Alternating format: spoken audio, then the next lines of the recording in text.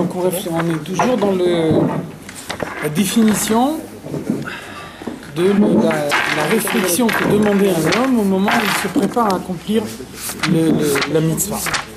Il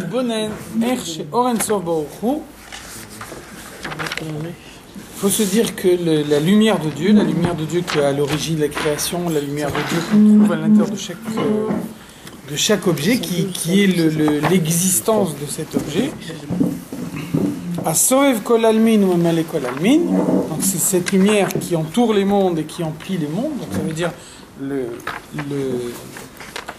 pour entourer les mondes, et a fortiori pour emplir les mondes, elle doit être plus haut que tous ces mondes, plus haute que les mondes. Ou Ratzon Haelion, c'est la volonté de Dieu. On a dit avant, pourquoi on insiste sur l'idée de Ratzon? Parce que le Ratzon, il est d'un seul bloc. Le Ratzon, on ne peut pas le découper. La compréhension, on peut la découper. On peut dire, j'ai compris une partie de cette idée, j'ai compris la moitié, j'ai compris le tiers. Donc ça veut dire, si j'ai compris la moitié de l'idée, ça veut dire que la deuxième moitié que j'ai pas comprise ne remet pas en cause la première moitié que j'ai comprise. Dans une idée, dans une compréhension, on peut découper la compréhension en morceaux. Par contre, le Ratzon, il est toujours d'un seul bloc. Le Ratzon, c'est oui ou non. Le Ratzon, il est satisfait en totalité, ou alors il n'est pas satisfait du tout. Dès l'instant où on change n'importe quel détail du Ratzon, on crée un nouveau Ratzon. Donc un homme, il peut décider d'abandonner le Ratzon précédent et de le remplacer par un nouveau Ratzon. Ça veut dire qu'il a changé de Ratzon. Par contre, le Ratzon lui-même ne se découpe pas. Le Ratzon, il est satisfait dans la mesure où il est intégral. Donc on dit, la lumière qui se dévoile dans le monde, c'est le Ratzon Haelion. Ça veut dire que c'est l'intégralité de Dieu qui se dévoile dans le monde. Il n'y a pas une partie de Dieu qui reste là-haut et une autre partie qui se dévoile dans le monde. C'est l'intégralité de la présence de Dieu qu'on peut avoir dans le monde. Et c'est pour ça qu'on emploie le terme de Ratzon. Le Lubash Beotiot de Chochmat HaTorah. Donc ce Ratzon Haelion, cette volonté de Dieu, cette lumière de Dieu qui est identique en bas à ce qu'elle est en haut, elle s'introduit dans les mots de la Torah.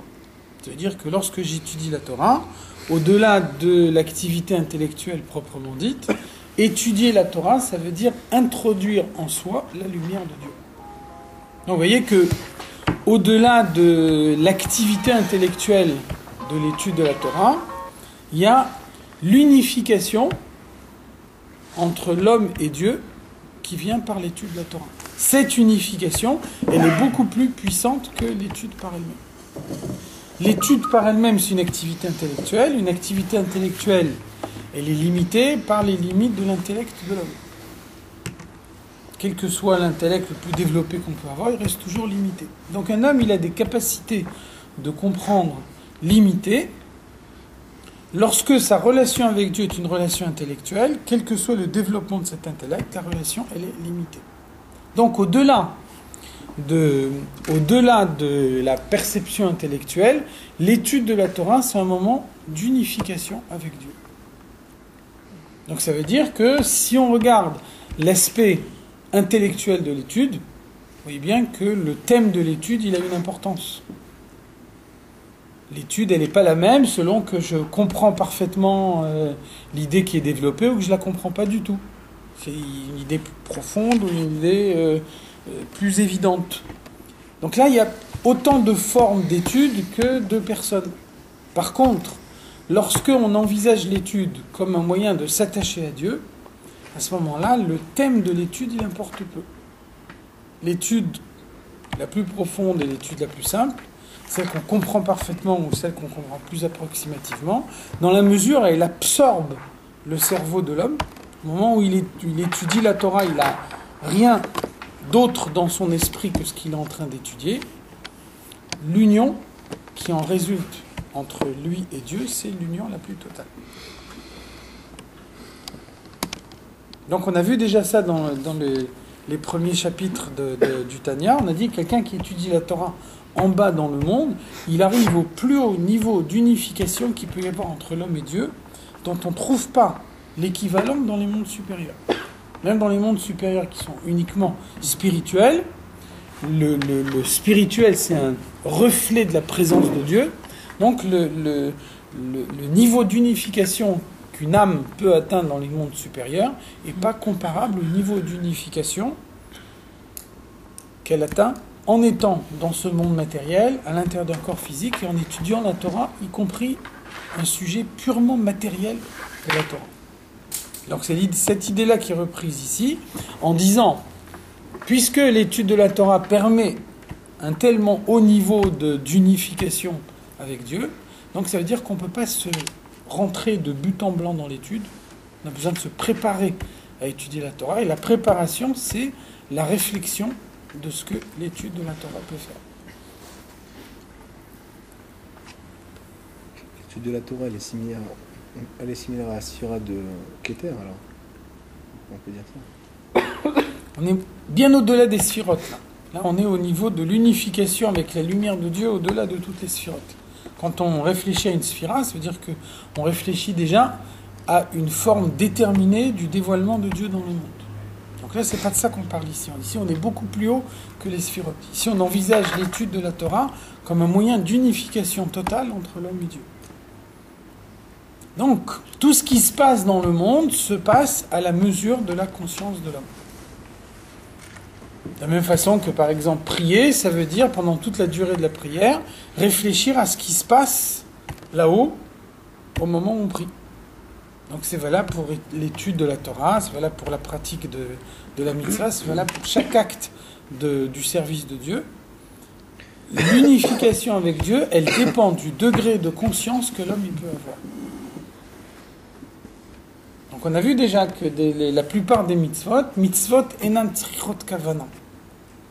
Quelqu'un il fait la mitzvah machinalement, en pensant à autre chose, d'après le Shulchan Aruch, d'après la halakha, il a accompli la mitzvah. Pas besoin de refaire. Néanmoins, l'unification entre Dieu et l'homme qui résulte de cette mitzvah, il ne l'aura pas. Et donc cette unification, elle dépend du degré de conscience que l'homme peut avoir. Tout ce qui se dévoile dans le monde dépend du degré de conscience de l'homme. Obetzitzit, obetfilin. De même également, les tzitzit, les tfilin, ça veut dire des objets matériels. Ces objets matériels sont des instruments qui permettent de dévoiler la lumière de Dieu dans le monde. Ou bekriyato, ou belvishato, ça veut dire qu'un homme qui lit les mots de la Torah, ou bien un homme qui met des tzitzit ou des tfilin, ou mamshich oro idbarech alav. Au moment où il fait cet acte, au moment où il accomplit la mitzvah, au moment où il étudie la Torah, il dévoile sur lui la lumière de Dieu. Il est entouré de cette lumière de Dieu. Dehainu, al-chelek elokam ima'al shebetor gufo. La lumière se réveille plus précisément dans son âme divine, la partie la plus haute de son âme divine. L'âme divine telle qu'elle se trouve à l'intérieur de son corps. La partie de l'âme divine qui se trouvant dans son corps n'est pas modifiée par rapport à ce qu'elle est là-haut.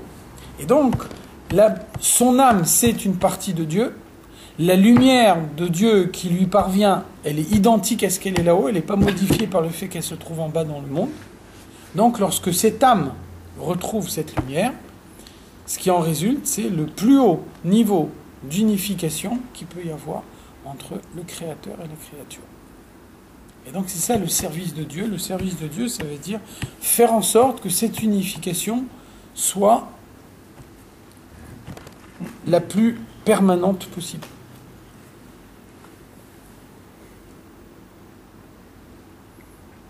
Comme ça qu'on explique qu'il y a une halakha qui dit Aosek be mitzvah patur mina mitzvah.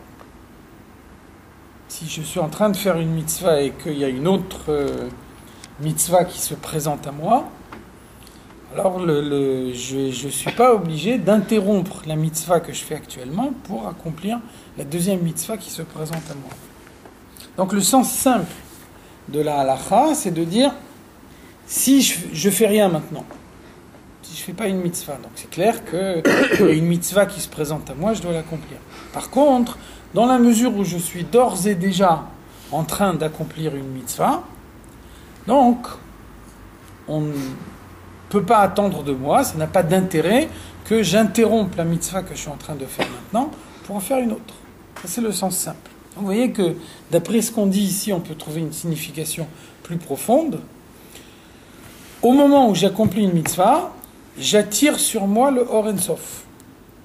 Le but de la mitzvah, c'est d'être entouré par la lumière de Dieu. Donc, lorsque une autre mitzvah se présente à moi, je n'ai pas besoin d'accomplir l'autre mitzvah, parce que le Or Ein Sof que l'autre mitzvah pourrait m'apporter, je l'ai d'ores et déjà dans la mitzvah que j'accomplis maintenant. Donc ça ne sert à rien de changer de mitzvah. Vous voyez que toutes les mitzvot, quelles qu'elles soient, elles ont toutes le même but, c'est de dévoiler la lumière de Dieu, de façon à ce qu'un homme puisse marcher en permanence en ayant en lui la lumière de Dieu. Donc si d'ores et déjà maintenant j'ai une mitzvah qui me dévoile cette lumière, je n'ai pas besoin d'interrompre cette mitzvah pour en introduire une autre à la place. Donc c'est ça ce que ça veut dire servir Dieu, ça veut dire faire en sorte que cette lumière se dévoile en permanence, et donc la lumière se dévoile d'autant plus qu'un homme est conscient de ce qui lui arrive. Qu'est-ce qui lui donne cette conscience ? C'est la réflexion permanente. Donc la réflexion, c'est la préparation nécessaire à la mitzvah. Avant d'accomplir une mitzvah, je réfléchis à ce que la mitzvah va accomplir dans le monde, à ce que la mitzvah va accomplir dans ma personnalité. Avant d'étudier la Torah, je réfléchis à ce que ça va avoir pour effet. Et encore une fois, ce n'est pas lié uniquement avec la connaissance que ça va m'apporter.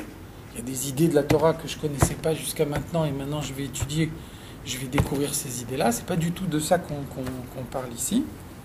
Au moment de l'étude de la Torah, je suis en unification totale avec Dieu. Je reçois totalement la lumière de Dieu.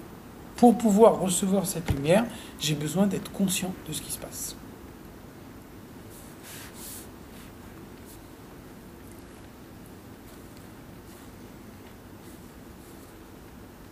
Donc, qu'est-ce que ça va avoir pour effet le dévoilement de cette lumière ? L'ikalel,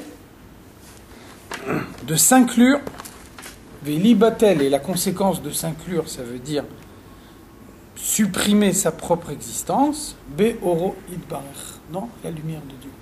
Donc, c'est ça l'unification. L'unification, c'est la disparition de ma propre personnalité pour pouvoir m'unifier avec Dieu. Je dévoile sur moi la lumière de Dieu devient mon existence véritable, et donc je n'ai plus d'existence propre, je n'ai plus d'ego. Je suis le dévoilement de la lumière de Dieu dans le monde. Là, c'est le but du service de Dieu. Donc, qu'est-ce qu'on vient de voir ? On vient de voir la première partie de la réflexion qui précède chaque mitzvah. Cette première partie de la réflexion, elle est toujours identique, quelle que soit la mitzvah que je vais accomplir, quel que soit le passage de la Torah que je vais étudier. Dès l'instant où j'accomplis la volonté de Dieu, l'accomplissement de la volonté de Dieu a pour effet de dévoiler la lumière de Dieu dans le monde. Ensuite, deuxième partie de la réflexion, deuxième partie de la méditation qui précède l'accomplissement de la mitzvah, derech prat. Après, il faut rentrer dans les détails. Qu'est-ce que ça veut dire rentrer dans les détails ? Ça veut dire que chaque mitzvah a un apport spécifique. Donc de même que je dois réfléchir à l'apport général de la mitzvah qui est toujours identique, je dois réfléchir aussi à l'apport spécifique de chaque mitzvah pour que cet apport se dévoile dans le monde. Donc on a besoin de l'ensemble des effets de l'ensemble des mitzvot. Le service de Dieu, c'est la collection de tout ça à la fois. Donc chaque fois que je m'apprête à faire une mitzvah, je dois réfléchir que en accomplissant cette mitzvah, je reçois la lumière de Dieu et je m'attache avec lui, mais ça ne suffit pas. Il faut aussi se poser la question, quel est l'effet spécifique de cette mitzvah ? Qu'est-ce que cette mitzvah-là m'apporte ? Bitfilin, par exemple, les tfilin, libatel, velikalel prinat chochmato binato shebenafsho. On a dit, de façon générale, chaque mitzvah a pour objet de soumettre mon ego à Dieu. Les tefilines que je mets sur la tête et sur le bras, les tefilines, plus spécifiquement, elles vont permettre d'assujettir à Dieu mon intellect, les deux parties de mon intellect, Chokhma, qui est le cerveau, et Bina, qui est le cœur. Parce que Bina, c'est la partie de la compréhension qui est arrivée suffisamment à maturité pour pouvoir provoquer les sentiments. Donc lorsque je mets les tefilines sur le bras, et sur la tête et sur le cœur, le but, c'est d'assujettir à Dieu ma force de Chokhma et ma force de Bina. Donc, première étape, les tefilines, comme n'importe quel autre mitzvah, ont pour but de m'unifier complètement à Dieu. Au moment où je mets les tefilines, je dévoile la lumière et ensuite je vais essayer de conserver cette lumière pour tout le reste de la journée. Ensuite, deuxième partie, réflexion spécifique à la mitzvah, je mets les tefilines sur le bras et sur la tête de façon à assujettir à Dieu mon intellect, à raisonner comme quelqu'un qui est attaché à Dieu. Donc de cette façon-là, lorsque je soumets mon intellect à Dieu le matin en mettant les tefilines, je vais conserver cette soumission intellectuelle ensuite pendant tout le reste de la journée.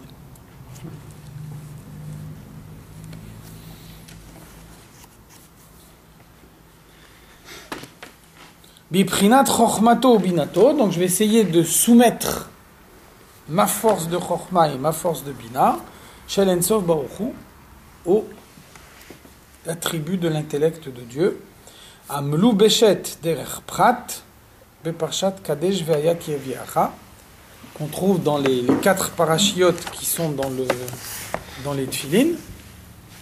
Donc les 4 parachiotes, ça correspond aussi au fait que sur le boîtier des tefilines, vous avez d'un côté un shin avec 3 branches, de l'autre côté vous avez un shin avec 4 branches. Donc le shin à 3 branches, c'est les 3 forces de l'intellect. Chokhma, Bina et Da'at. Le shin à 4 branches, c'est une précision qui est apportée et qui nous dit que dans Da'at, Da'at c'est ce qui est à l'origine des sentiments, dans Da'at il y a une tendance au chesed et une tendance à Gvura. Donc les 4 branches du Shin, c'est Chokhma, Bina, le Da'at qui tend vers Chesed, Da'at à noter les Chesed, Da'at qui tend vers Chesed, et Da'at qui tend vers Gvura. C'est la raison pour laquelle le nœud des tefilines, le nœud qui est à l'arrière des tefilines, il a la forme d'un Dalet. Le Dalet, c'est l'initiale de Da'at. Vous voyez que de ce nœud, qui a la forme d'un Dalet, il y a 2 lanières qui partent de part et d'autre du corps. Donc la lanière qui part du côté gauche, c'est Da'at qui tend vers Gvura. La lanière qui part du côté droit, c'est Da'at qui tend vers Chesed. Et une plus courte que l'autre. Hein? Et une qui est plus courte que l'autre, Une alors qui est plus courte que l'autre, effectivement, parce que Chesed peut donner à tout le monde, alors que Gvura, il ne donne pas à tout le monde. c'est Chesed qui est plus long. Bien sûr. Gvura, il impose un jugement préalable, il détermine qui c'est qui est capable de recevoir, qui c'est qui n'est pas capable de recevoir, alors que Da'at, il donne à tout le monde. Donc effectivement, le côté de Chesed est plus long que le côté de Gvura. Comment ça marche avec les 7 tours hein? 7 tours, c'est pas les Amidot?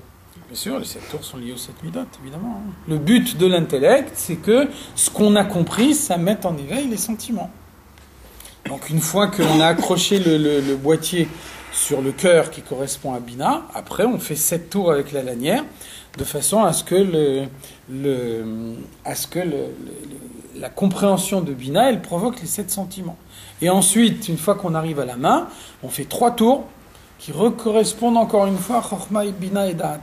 Ça veut dire qu'une fois qu'on a éprouvé le sentiment, la conséquence du sentiment, c'est d'approfondir la compréhension. Donc une fois qu'on a eu les 7 midot, on retourne encore une fois à Chokhma, Bina et Da'at.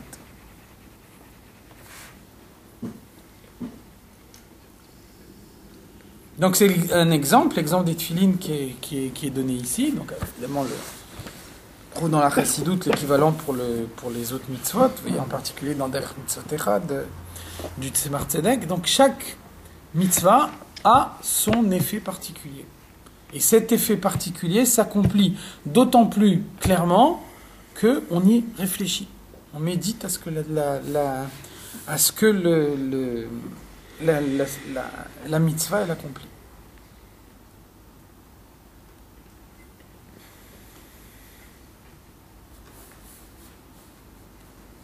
Donc ça en particulier, ça vous permet de... On en a déjà parlé une fois, mais je veux dire là, avec ce qu'on a défini ici, vous devez le voir plus clairement, ça vous permet de mieux comprendre les notions de récompense et de punition telles qu'elles existent dans la Torah. Ce ne sont pas du tout ce qu'on entend au sens courant.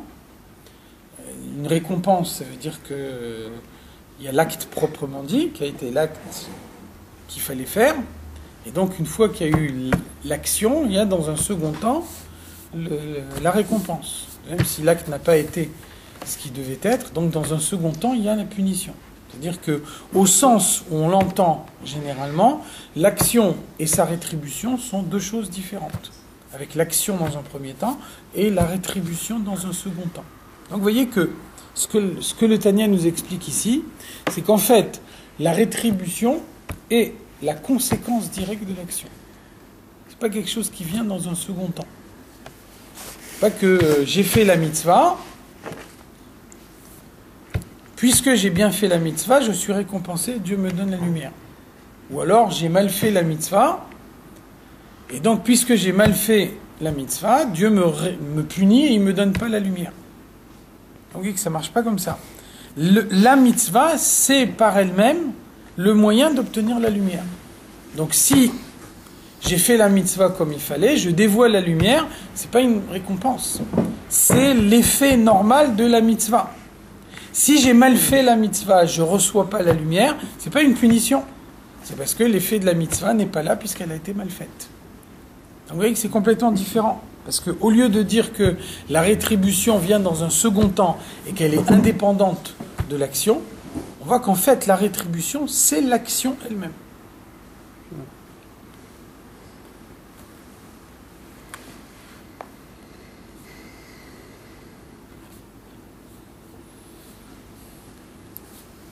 Dehainu. Donc ça veut dire que quelqu'un met les tefilines le matin et il dévoile la lumière dans les forces de son intellect. Il essaye, au moment où il met les tefilines, pendant tout le temps qu'il porte les tefilines, d'attacher ses forces de chokhma et de bina à Dieu pour le reste de la journée. Donc, qu'est-ce que ça va avoir pour conséquence? Qu'est-ce qu'il va obtenir de cette façon-là? Shelo leishtamesh bechokhmato ou binato shebenafsho bilti lavaye levado. Ça va avoir pour conséquence de ne pas utiliser sa compréhension, ses forces de chokhma et de bina, autrement que pour Dieu lui-même.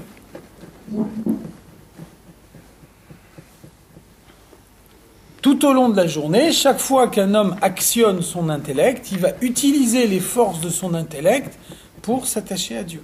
C'est pas valable uniquement pour la mitzvah, c'est valable pour tout ce qu'un homme peut accomplir pendant la journée. N'importe quelle action est un moyen de s'attacher à Dieu.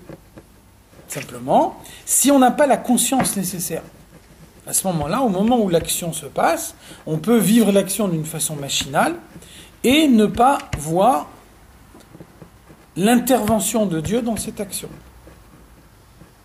Donc, les tefilines, le matin, c'est la préparation de son intellect qui va permettre que tout au long de la journée, chaque fois qu'un événement va se produire, on va ressentir la présence de Dieu dans cet événement.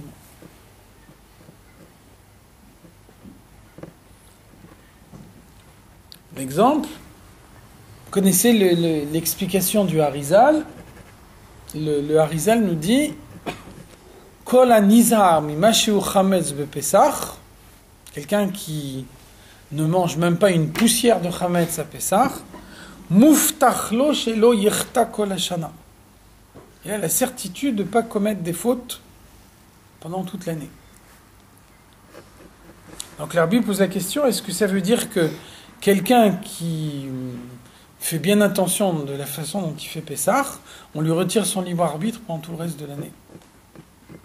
Parce qu'il a bien fait Pessah, il n'a plus le libre arbitre, et il n'a plus la possibilité de faire des avérotes pendant le reste de l'année. Malheureusement, ça ne marche pas comme ça. Donc, qu'est-ce qu'il veut dire le Harizal? Le Harizal, il veut nous dire que quelqu'un qui ne mange pas de Chametz à Pessah, il ne crée pas en lui le terrain propice pour qu'il puisse y avoir des avérotes Beshogeg. Une avéra qui est faite Beshogeg, une avéra qui est faite par inadvertance, elle implique aussi la responsabilité de l'homme. Une avéra Beshogeg, elle est possible uniquement parce que l'homme a créé en lui, dans sa personnalité, un terrain propice pour qu'elle se fasse. Sinon, la avéra Beshogeg, elle est impossible. Pour que la avéra Beshogeg, elle puisse être possible, il faut que dans un autre domaine, pas celui où la avéra a été faite. Et bien qu'à l'époque du Beth Amikdash, quelqu'un qui a fait une avéra Beshogeg, il apporte un korban. Korban, c'est quelque chose qui coûte cher. Ça veut dire que malgré tout, on ne lui dit pas ce que tu as fait, c'est Beshogeg, ça compte pas, c'est pas grave. On lui dit malgré tout, on a besoin d'une kapara, et la kapara, elle passe par un korban, c'est-à-dire quelque chose qui représente quand même un certain budget. Donc finalement, dans la mesure où la Torah, elle témoigne qu'il n'a pas fait exprès cette faute. Donc qu'est-ce qu'on lui reproche? Pourquoi on lui impose ce korban? Donc vous voyez que un respect imparfait dans un domaine peut avoir des conséquences sur un autre domaine. Et donc ça veut dire que d'un côté, je fais une avéra Beshogeg, je ne peux pas être tenu comme vraiment responsable de cette faute, puisque je n'ai pas eu l'intention de la commettre. D'un autre côté, je ne peux pas dire que je suis complètement innocent. Parce que si je n'avais pas créé ce terrain propice en moi, la avéra Beshogeg, elle aurait été possible. Elle n'aurait pas été possible. Donc vous voyez que c'est la même idée qu'on nous décrit ici. Mettre les tefilines le matin. Et donc non pas mettre les tefilines de façon machinale, mais mettre les tefilines avec toute la réflexion que ça implique au moment où on met les tefilines, c'est mettre en place le processus intellectuel qui va me permettre de comprendre, de saisir, de ressentir la présence de Dieu dans tout ce qui va m'arriver pendant toute la journée. Si quelqu'un ne met pas les tefilines de la façon qu'il faut, alors il peut arriver des situations de la journée où il ne ressent pas la présence de Dieu dans ce qui lui arrive. Ce n'est pas une punition, c'est la conséquence directe de son acte.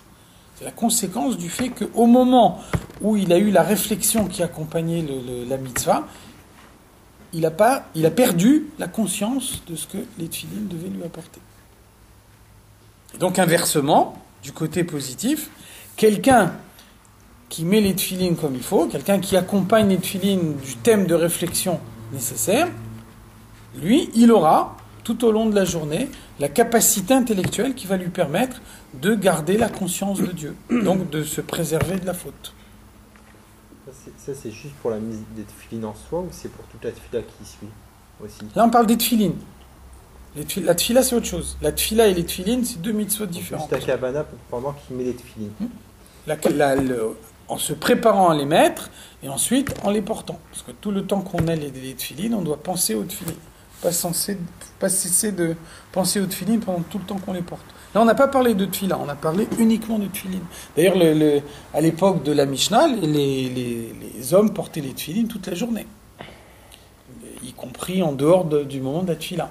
C'est justement parce que on a du mal à garder notre concentration, à pouvoir nous concentrer sur une idée tout au long de la journée. C'est à cause de ça que les Chachamim ont supprimé la pratique de porter les tefilines toute la journée. Mais avant, on portait les tefilines toute la journée jusqu'au coucher du soleil. Donc là, on parle de tefilines, on ne parle pas de tefila.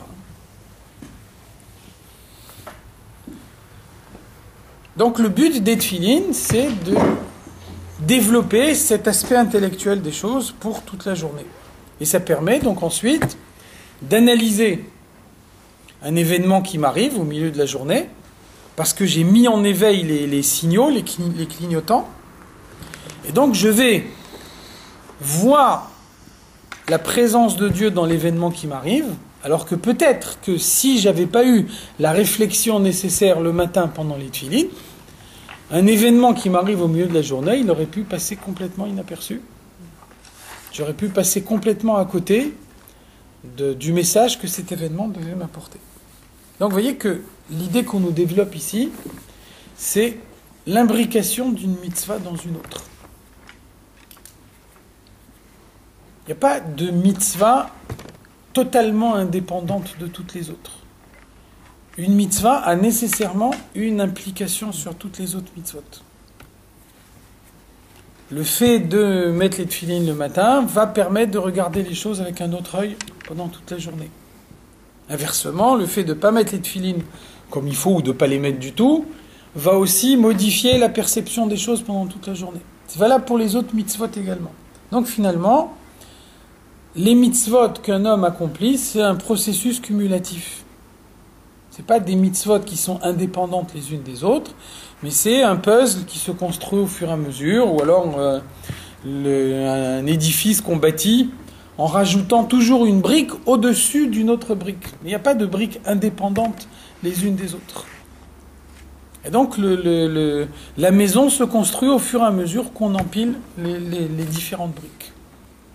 Si à un moment il y a une erreur de parcours, si quelque chose qui devait se trouver là se trouve pas là, il y a un trou au milieu du mur, vous voyez que c'est toute la solidité du mur en général qui est remise en cause. Pas seulement à l'endroit précis où il y a une brique qui manque. Donc la journée d'un juif, elle est faite de telle façon que, à tout moment, il y a un clignotant qui doit s'allumer pour lui apporter quelque chose. Être sensible à tous les clignotants, c'est mettre à sa place chaque chose dont on a besoin. Laisser passer un des clignotants, c'est s'exposer qu'à un moment on aura besoin d'une certaine prise de conscience et on ne la trouvera pas. Parce que les éléments nécessaires qui devaient être mis en place à l'avance, ils auront été absents.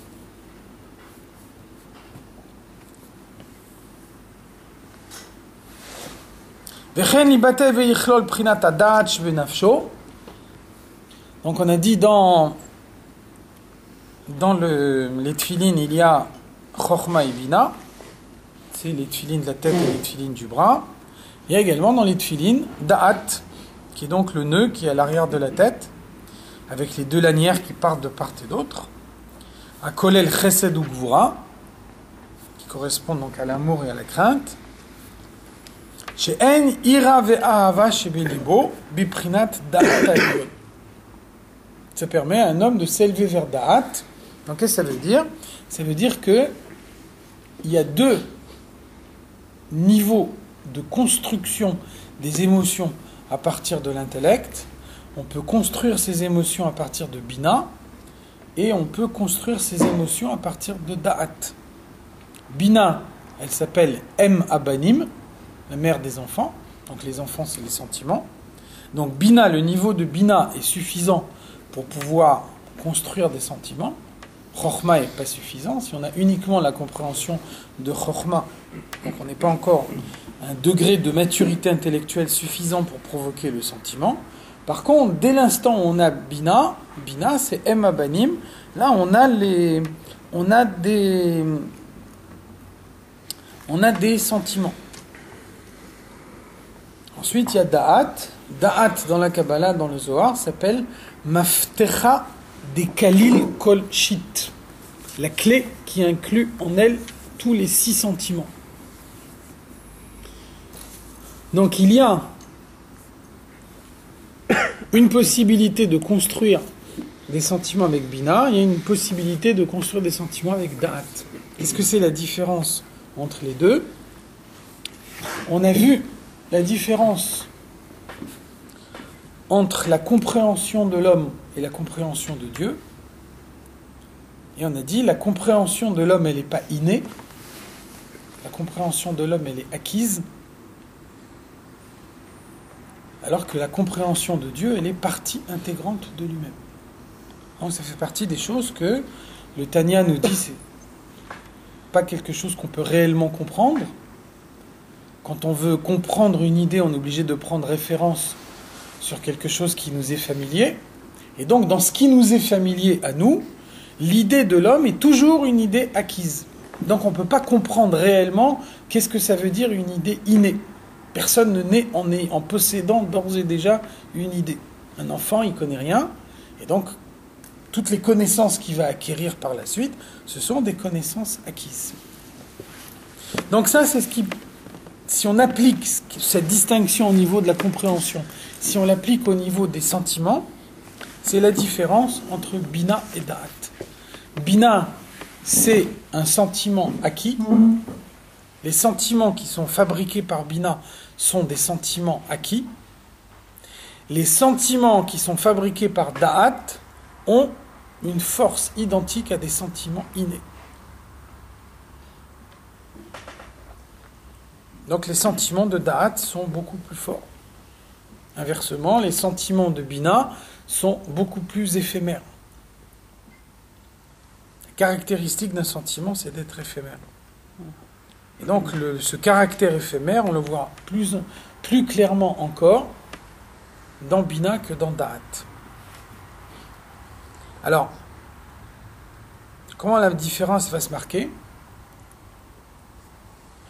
Dans Bina, vous avez un sentiment qui est acquis. Ça veut dire acquis, ça veut dire qu'il est plaqué sur la personnalité. Il n'est pas vraiment une partie de soi-même. Donc ce sentiment, il reste un sentiment indépendant de l'homme. Et donc il conserve son caractère éphémère. Comme il conserve son caractère éphémère, ce sentiment, si on veut le conserver, on a besoin de l'alimenter en permanence. Comme on alimente un sentiment par la compréhension. À partir du moment où on arrête de comprendre, on arrête de réfléchir, le sentiment qui est la conséquence de cette compréhension, il disparaît. Donc le sentiment de Bina est un sentiment qui doit être alimenté en permanence. Si vous avez un feu, que vous voulez que le feu il continue à brûler, il faut rajouter en permanence du bois dans le feu. Si à un moment vous arrêtez de mettre du bois dans le feu, il va s'éteindre. Il n'y a pas une possibilité de transformer ce Bina en Da'at, comme ça on n'a plus Non. besoin de toujours... Non, il n'y a pas de possibilité. Bina et Da'at, c'est deux choses différentes. C'est-à-dire la connaissance qui est au niveau de Bina, de la faire passer à Da'at. Alors, avec une différence, c'est que Bina, c'est dans la capacité de l'homme, alors que Da'at, ça dépend de Dieu. Un homme, il peut chercher toute sa vie et ne jamais atteindre le niveau de Da'at. C'est la raison pour laquelle, dans le nom de Dieu, Yud-Ke Vav-Ke, le Yud, il représente Chokhma, le premier He, il représente Bina, et Da'at, c'est deux lettres à la fois, Vav, He. Le Vav, c'est un réservoir qui est là-haut, avec un tuyau qui descend vers le bas. Da'at, il est possible que si d'abord il y a une révélation de Dieu. Un homme ne peut pas arriver au niveau de Da'at s'il n'a pas eu la révélation de Dieu. Ça veut dire que quelqu'un qui n'a pas cette révélation, il n'arrivera jamais au niveau de Da'at de toute sa vie. Par contre, Bina, c'est dans la capacité de tout le monde. N'importe qui peut arriver à la compréhension de Bina s'il fait l'effort intellectuel nécessaire. Par contre, Da'at, on n'est pas sûr. On recherche Da'at, mais un homme, il peut rechercher toute sa vie et ne jamais aboutir.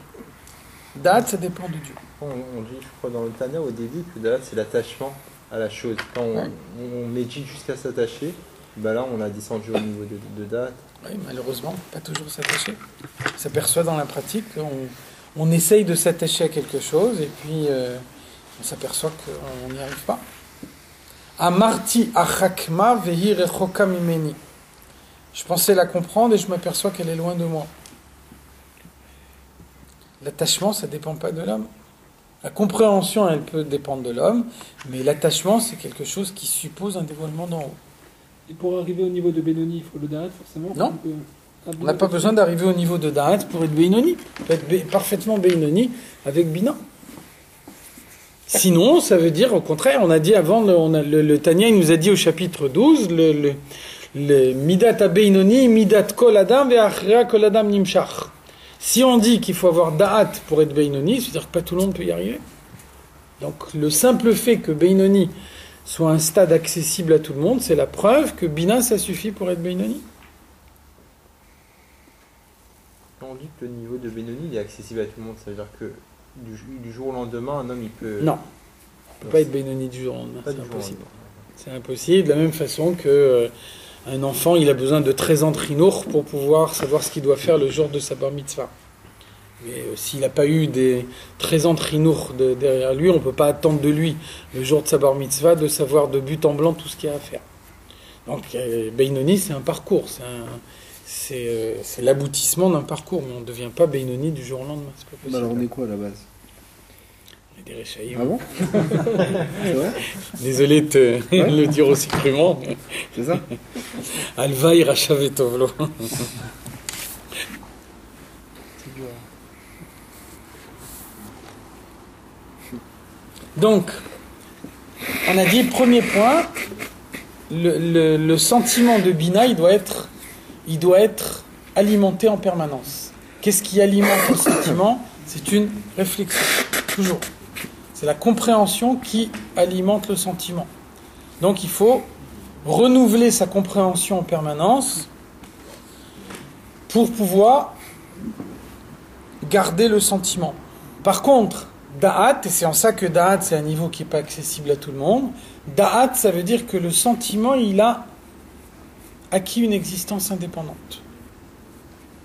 Si on pouvait imaginer un sentiment inné, ça veut dire qu'il est devenu une partie de l'homme, qu'il est indissociable de cet homme. Donc le fait que le sentiment il est implanté beaucoup plus profondément en lui, ça veut dire que ce sentiment-là, il perd son caractère éphémère. Il devient indissociable de l'homme, comme quelque chose que l'homme serait né avec lui, et donc il vit avec lui en permanence. On parle des qualités naturelles. Il y en a qui sont plus prédisposés à Attention, procès, Da'at c'est une compréhension. Hein. On ne parle pas de qualité. Là on parle de compréhension. Là on parle de quelqu'un qui a compris, qui a réfléchi, qui a étudié, qui a médité, qui a compris, et qui est arrivé à avoir le dévoilement d'en haut, qui lui permet que sa compréhension, elle révèle en lui un sentiment beaucoup plus puissant que le sentiment habituel. Donc on dit quand on arrive à ce degré-là de puissance émotionnelle, ça c'est quelque chose qu'on peut rentrer en soi suffisamment profondément pour en faire un comportement définitif. Mais, même si pour autant il n'est pas alimenté par l'étude par la suite, si on abandonne l'étude. A priori, si on abandonne l'étude, un jour ou l'autre, on perdra le sentiment. Mais celui-là, il est implanté beaucoup plus profondément, donc il sera plus difficile à perdre. Effectivement, il y a rien qui est chez un homme, il n'y a rien qui est acquis de manière définitive. On dit Al-Ta'amin be'atzmach adiom motach. Jusqu'au dernier jour, on ne peut pas s'en remettre à soi-même. Tout est possible. Dit Yochanan Kohen Gadol, Shimesh Pesa Shana Venaase Tzduki. Yochanan, il était Kohen Gadol pendant 80 ans, qui veut dire que il était tous les ans, Yom Kippour, il est rentré dans le Kodesh HaKodashim, ce qui suppose qu'il était un tzaddik. Et puis, 80 ans plus tard, il est devenu un rachat. Donc, il n'y a pas d'impossibilité. Un homme, il peut toujours tout perdre. Seulement, on peut voir que quelqu'un qui arrive au niveau de Da'at, il a implanté les choses suffisamment profondément en lui pour que ça reste plus profondément. De même également, la Gemara nous dit Mi she yatsa rov shnotav muftach lo shelo yerta. Quelqu'un qui arrive à un certain âge et qu'il a été religieux toute sa vie, alors on peut penser qu'il va le rester. Ce que dit la Gemara. Dans la pratique, on a vu des gens que, même à un âge avancé, ils ont tout laissé tomber. Voilà justement l'exemple de Yochanan. Alors, qu'est-ce que ça veut dire? Qu'est-ce qu'elle nous dit, la Gemara? Elle nous dit quelqu'un qui s'est habitué à un certain comportement tout au long de sa vie et qui arrive maintenant à un certain âge, on peut penser qu'il est arrivé à intégrer ce comportement suffisamment profondément en lui pour que maintenant ça soit définitivement acquis. Mais ça ne veut pas dire que c'est totalement impossible. La preuve, c'est qu'on a des contre-exemples. Donc on peut dire que la probabilité est faible, on ne peut pas dire que la probabilité est nulle. Pourtant, le mot mouftar, il veut dire sûr, normalement. C'est un dame. Mouftach, il a une aftacha. Il a une aftacha, il a une assurance que lui donne dans la Torah. Et on voit qu'effectivement, dans la pratique, ça se passe bien comme ça. Quelqu'un que toute sa vie, il a eu un certain comportement et que, arrivé à un certain âge, il a toujours ce comportement, on peut penser que pour le temps qu'il lui reste à vivre, il aura le même comportement. C'est la règle générale. En général, ça se passe comme ça. Seulement, la nature de l'homme fait que rien n'est jamais définitivement acquis. C'est valable dans le sens du bien, c'est valable dans le sens du mal. Non, il peut changer de comportement à n'importe quel âge.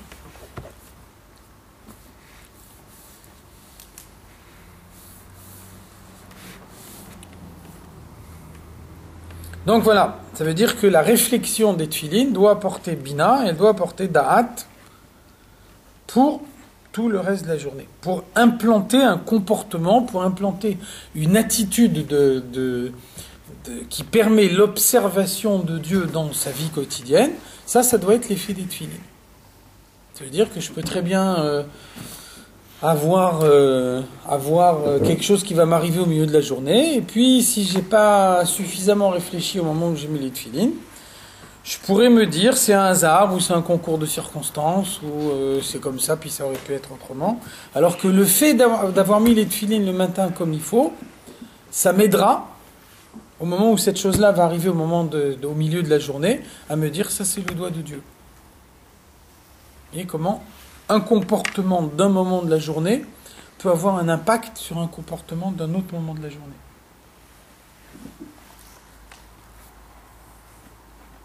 Amloubash beparchat Shema ve'aya im Shamoa, donc ce sont les deux autres parchiotes qu'on trouve à l'intérieur des tefilines. Ve'hainu kmo shekatu b'shulchan aruch. Donc c'est la signification de ce que nous dit le Shulchan Aruch, les Shabed, Alev, Ve'amoach. Évidemment, le Shulchan Aruch ne donne pas tous les détails qu'on a donnés ici dans le Tanya, mais donc même la halacha nous dit, au moment où on met les tefilines, on doit avoir la kavana, on doit penser au moment où on met les tefilines, que le but des tefilines, c'est de soumettre son cerveau et son cœur à Dieu. Donc là, on a vu plus en détail à quoi ça correspond. Est-ce que là, il y a un des quatre parachutes, en fait, parce qu'il fait une différence apparemment entre les deux premières et les deux dernières. Oui, les deux premières sont liées avec Bina, et les deux deuxièmes sont liées avec Da'at. Les deux premières, c'est la réflexion plus spécifique qui conduit à Bina. Les deux dernières, c'est la réflexion plus spécifique qui conduit à Da'at. Donc, on a besoin des quatre à la fois. C'est un petit peu décourageant pour la venue du Mashiach. Mais non, c'est pas décourageant. Non, vu de la chassidoute, c'est pas décourageant. Quand on dit que rien n'est jamais acquis, en fait, on n'est pas sûr que nos enfants ils vont suivre notre voie. C'est vrai que des fois, ça peut apparaître un peu... Ça veut dire qu'on ne peut pas retirer leur libre arbitre aux enfants. Ce qu'on peut faire, c'est leur donner toutes les chances pour qu'ils restent sur la bonne voie. Ça veut dire que...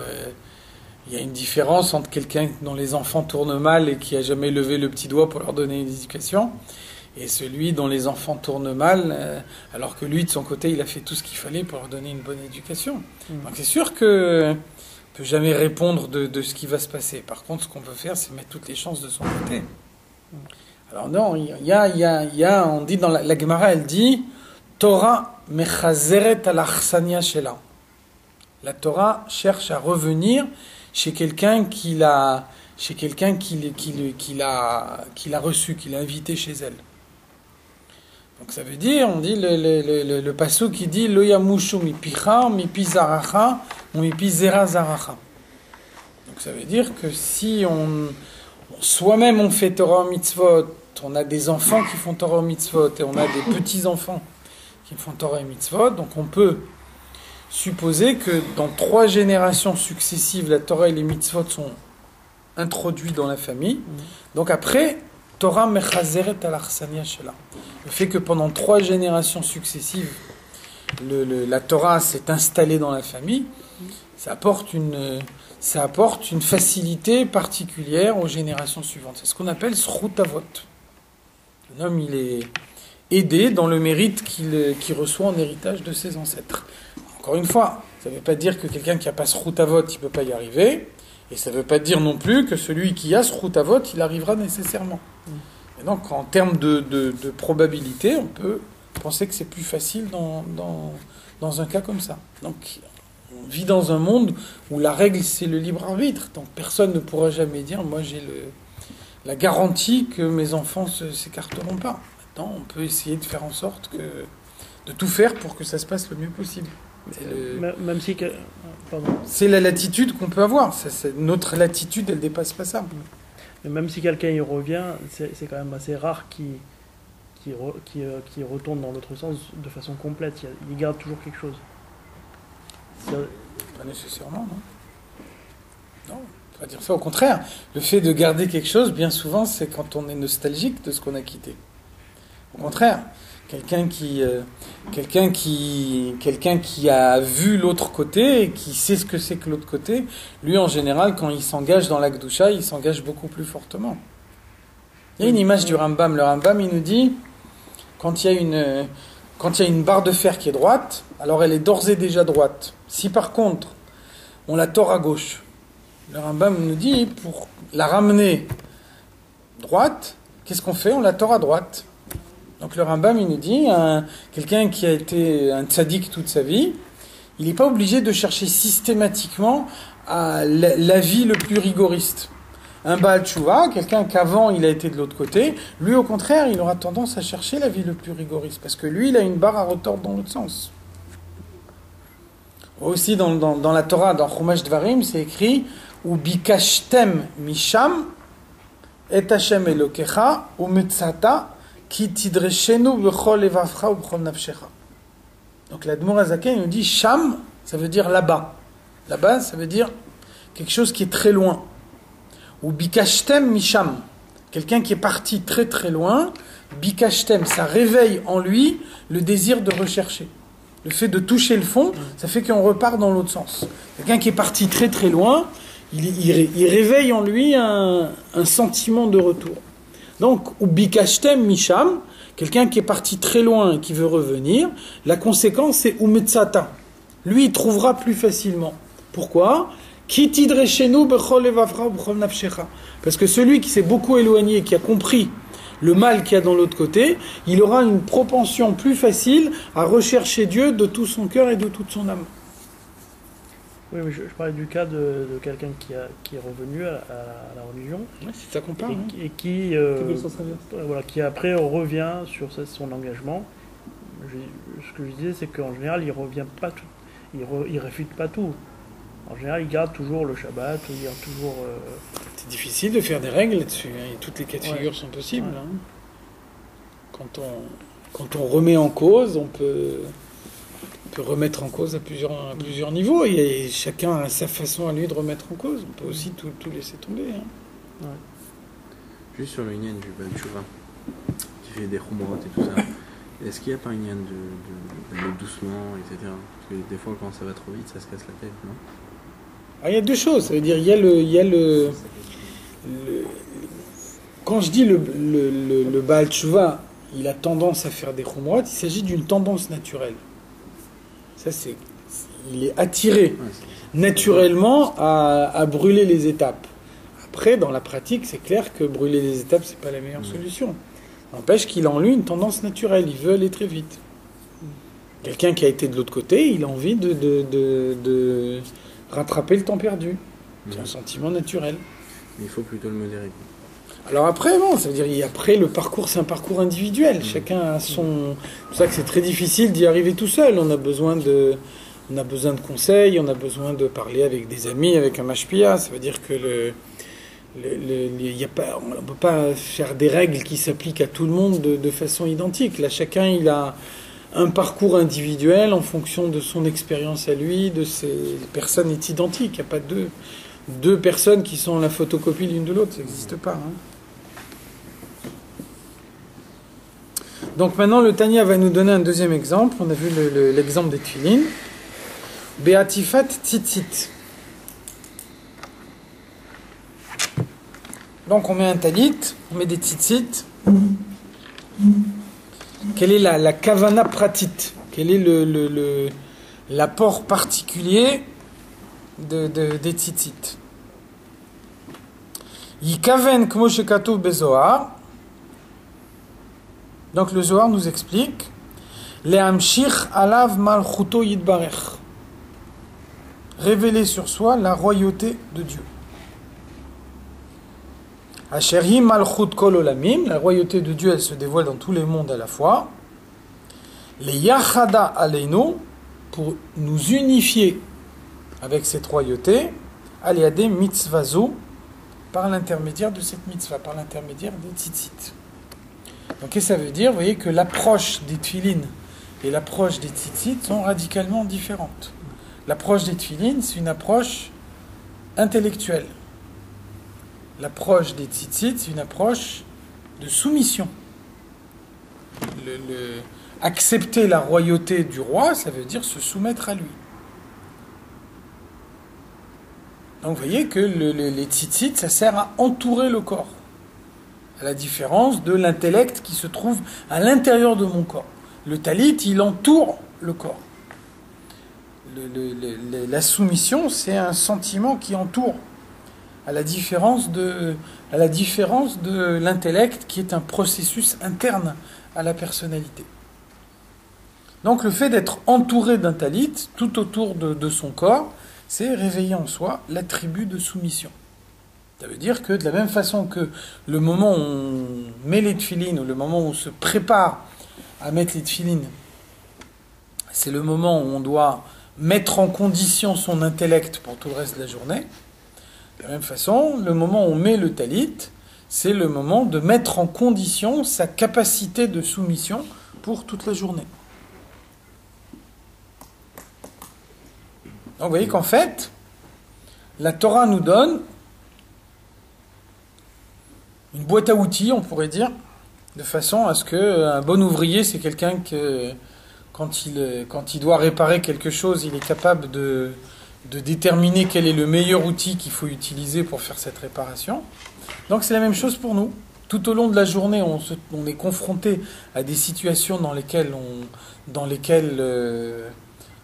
doit servir Dieu. Donc ça veut dire que pour pouvoir servir Dieu dans toutes les situations, il y a des fois on doit faire appel à son intellect, il y a des fois on doit faire appel à sa soumission. Et donc le matin, on prépare toute la panoplie. Ça permet que tout est prêt. Et donc lorsque je suis en situation, alors ça me permet premièrement de déterminer quel est parmi toute ma panoplie l'outil que je dois utiliser. Deuxièmement, comment l'utiliser de manière judicieuse.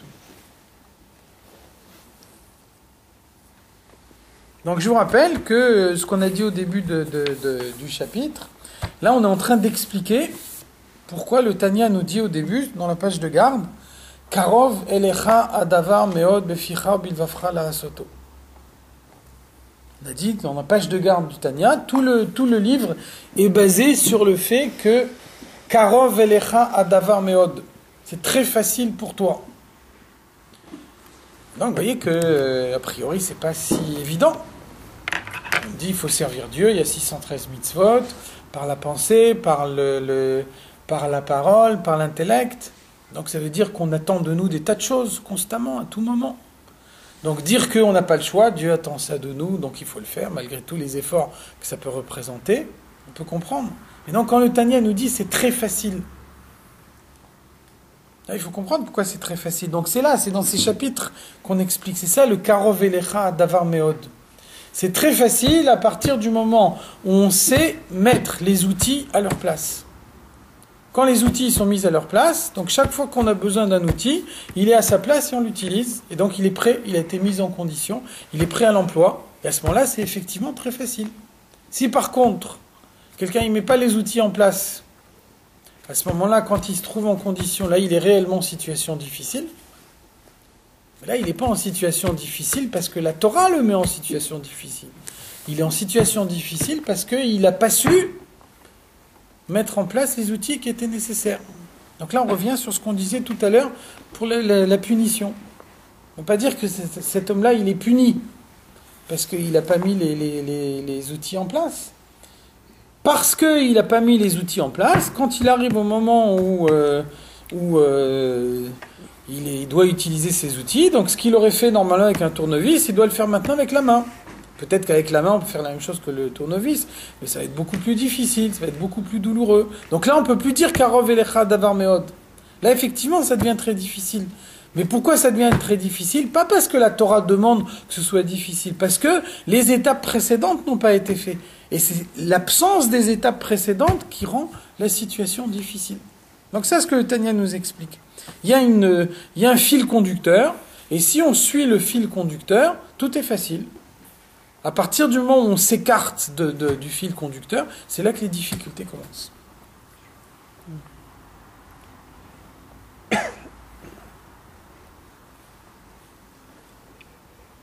Donc vous voyez les deux exemples qui ont été choisis. Les deux exemples, ils sont complémentaires. L'intellect et la soumission, c'est à la fois deux forces opposées et deux forces complémentaires qu'il y a dans la personnalité. En même temps, elles sont opposées parce que l'intellect, je le maîtrise parfaitement. Je décide de réfléchir, d'approfondir ma compréhension, etc. Alors qu'au contraire, je me soumets à ce qui est plus haut que moi, je me soumets à ce que je ne comprends pas. Et puis, en même temps qu'elles sont opposées, elles sont aussi complémentaires, parce qu'il y a des moments où je peux comprendre. Et si je peux comprendre, ça veut dire que Dieu attend de moi de comprendre.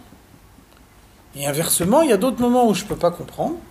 Et le fait que je ne peux pas comprendre, ça veut dire que ce que Dieu attend de moi maintenant, c'est la soumission. Et donc il faut arriver à bien diagnostiquer à quel moment je dois mettre en avant la compréhension, à quel moment je dois mettre en avant la soumission. Ça veut dire que si j'utilise la soumission là où la compréhension est possible, il y a une sous-capacité, il y a une sous-utilisation des forces. Inversement, si je veux utiliser la compréhension là où c'est la soumission qui est nécessaire, je me casse la figure, parce que je n'ai pas les moyens. Donc il faut bien évaluer, bien évaluer la situation. C'est pour ça qu'on a déjà vu plusieurs fois que la phase préalable au service de Dieu, c'est de bien se connaître soi-même. De bien connaître ses qualités, ses défauts, de bien savoir ses points forts, ses points faibles, etc. Si on ne connaît pas tout ça, si on n'a qu'une idée approximative de ce qu'on est capable de faire soi-même, alors on ne peut pas servir Dieu parce qu'on n'a pas la possibilité de mettre en avant la force qui correspond à la situation devant laquelle on se trouve.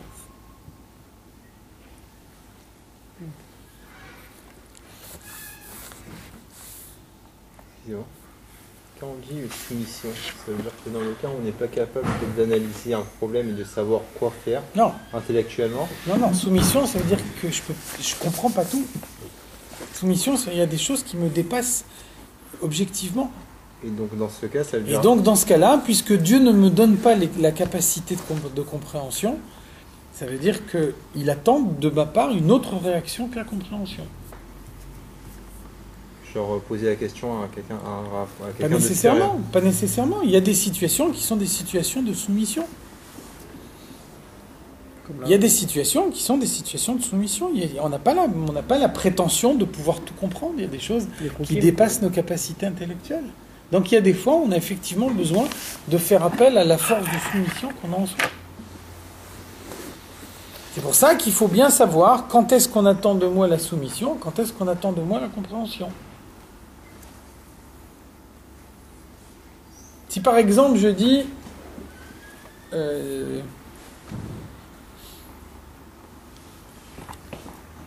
étudier la Torah c'est trop difficile, mais donc tout ce qu'on me dit j'accepte. C'est une attitude de soumission qui est employée dans une situation de compréhension. On a mis de côté la nature même de l'étude de la Torah. L'étude de la Torah elle est soumise. On a conscience qu'on étudie la Torah de Dieu. Mais avant tout, quand on étudie la Torah, on se sert de son intellect pour essayer de comprendre l'idée que la Torah est en train d'expliquer. Donc dire je mets mon intellect de côté et j'accepte la Torah par soumission, ça c'est une sous-utilisation. Inversement, à Rosh Hashanah, on attend de moi de me soumettre à Dieu. Tout le but de Rosh Hashanah, c'est de ressentir en soi un sentiment de soumission à Dieu. Si moi je dis à Rosh Hashanah, je vais m'attacher à Dieu par mon intellect, je vais essayer de trouver dans mon intellect ce qui va me permettre d'avoir une approche rationnelle de l'attachement à Dieu, je suis passé à côté de Rosh Hashanah. Donc il faut arriver à déterminer dans chaque situation quelle est la réaction que Dieu attend de moi. Et donc d'avoir une réaction adaptée. Et comment on peut faire pour... Il n'y a pas des outils, un livre qui peut nous dire... Chassidut. On, Le but c'est de la Chassidut. on remet en question toutes les autres approches en fait, non? En faisant On ça. ne remet rien en question, simplement on a besoin de quelque chose qui puisse s'adapter aux besoins de notre époque. Donc il y a des époques où on jeûnait 40 jours, de nos jours ça ne dit plus rien, ça dit plus grand chose à grand monde. Donc il y a d'autres moyens, qui sont peut-être plus efficaces. Ceux-là ils l'ont été à d'autres époques. Mais de nos jours on a des enseignements de la Torah qui sont adaptés aux besoins de notre époque.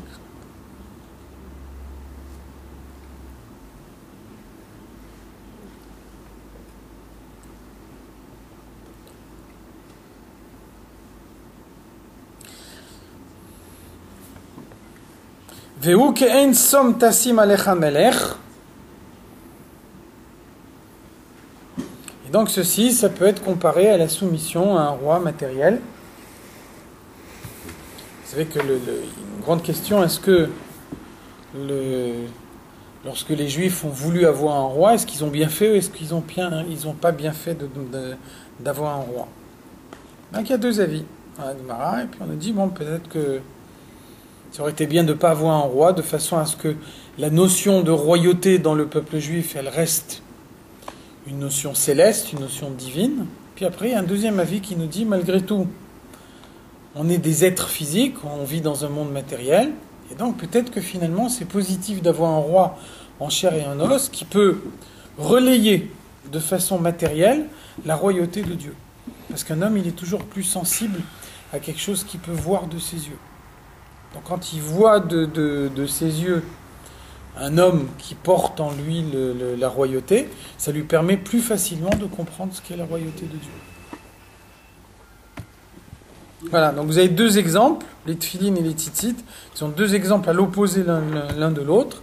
Et donc c'est de cette façon-là que le Tanya nous définit ce qu'on a appelé ici Dbonenut Pratit, la méditation spécifique à la mitzvah qui est nécessaire avant d'accomplir la mitzvah pour que cette mitzvah elle apporte tout ce qu'elle doit apporter.